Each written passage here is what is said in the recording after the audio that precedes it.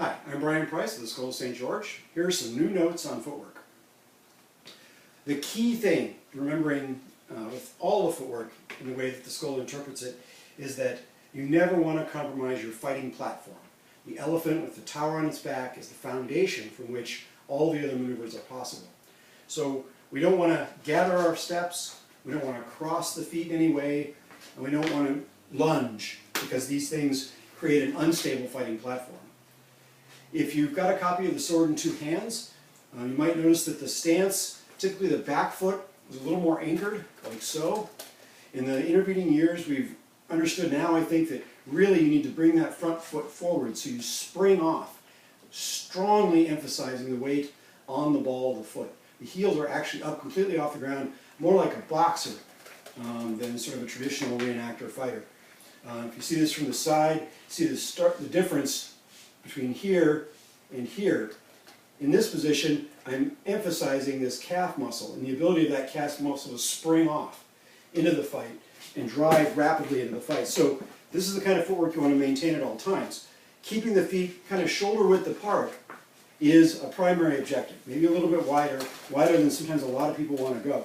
A lot of folks will get sort of up in here, bring their weight up, and then start casting the sword. Particularly with the lighter simulators, they'll try to cast forward for a target.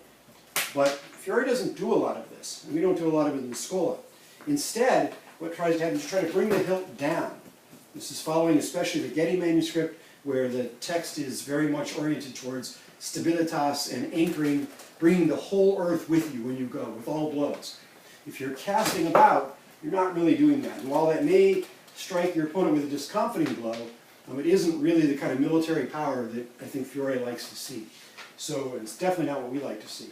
So instead, we're going to move aggressively with these positions. Now the accrescere in the new interpretation really doesn't change how we execute the footwork in practice, at least not from a core level. It provides some more options perhaps, but the basic thing remains the same.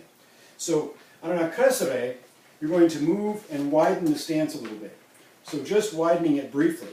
Now, this can be done with the front foot. Perhaps you're trying to set the point on the opponent. That's possible. Remember always to keep the tip supported by the base, so there's no sense of ever reducing the blade this way. It's always an upward sort of orientation.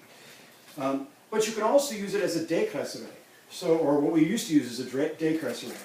So you might strike, reset with an accres, which resets the point, and then drive through aggressively, finishing off your punta or thrust. So the accrescere means simply to widen the stance, to increase the space between the feet. This is still experimental, I think, but it's worth experimenting with. We're getting a lot of benefit out of it. Particularly this one play, which if you look at play 5 in our elephant program, which is finding the point, this is a new way to do it. Really what it does is it adds a mezza volta onto the different ways to find the point. So you strike, reset, and drive straight back in. Not complicated. Very, very simple, very foundational. Instead of always having to drive directly into the target, in which case you may not have an opportunity to set the point. Instead, here, we set, come back, and then fire. So the whole thing ends up looking something like this. Strike, reset, and fire, sort of at that speed. And then, of course, you never want to give up the fight, so even on your exit, you're trying to make so you've got something to work with. The decrescere, by contrast, Fiore only talks about in one place. It's the one that we use as slipping the leg. And what he'll do is he'll slip the leg in and return fire. Yes, he may do that. However, the way I'm teaching that play typically is instead of slipping the leg back and gathering it up and then firing, instead it looks more like this, where you're simply passing to the rear, striking, and because you're still on the wall of the feet, you can still strongly drive forward when the opportunity comes, and it will come. The passe, or the passo, or passare is the verb, passo is the noun, is the same. You simply step with a complete pass. Remember, the difference between a passo, which is where all my potential energy is on this side, stays on that side. With a passo step, I haven't changed anything in the upper body. I still have some power here. Not as much as I had with this hip back, but I still have sufficient power. Now if I do a mezza volta by contrast, and some people have asked about this, I'm changing sides. I'm either striking with a blow, so now I'm charged with this hip on this side, or I may just change sides. Still, now this hip is charged and powering the blow through.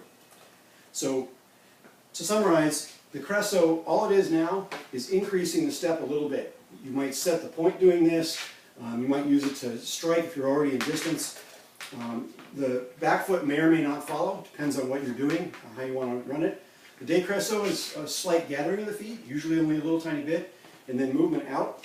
Although I'm not going to teach that very much because I don't think that gathering the feet up is a terribly good idea when there's wrestling involved. And then the passo remains what it was.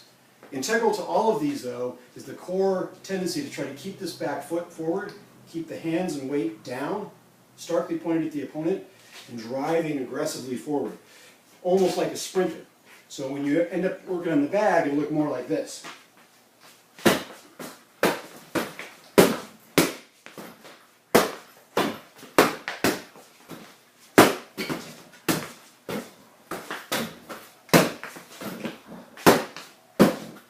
Yep, this step there. Notice the intention to harness the power at every point during the blows. You can do a 3 or 5 minute workout in a bag like that. Work on keeping your feet in that position, your back foot back. Take a look at the pictures in the manuscript and you'll see that there's a lot more distance between the feet than we usually keep. I'm Brian Price for the Schola Saint George. Until next time.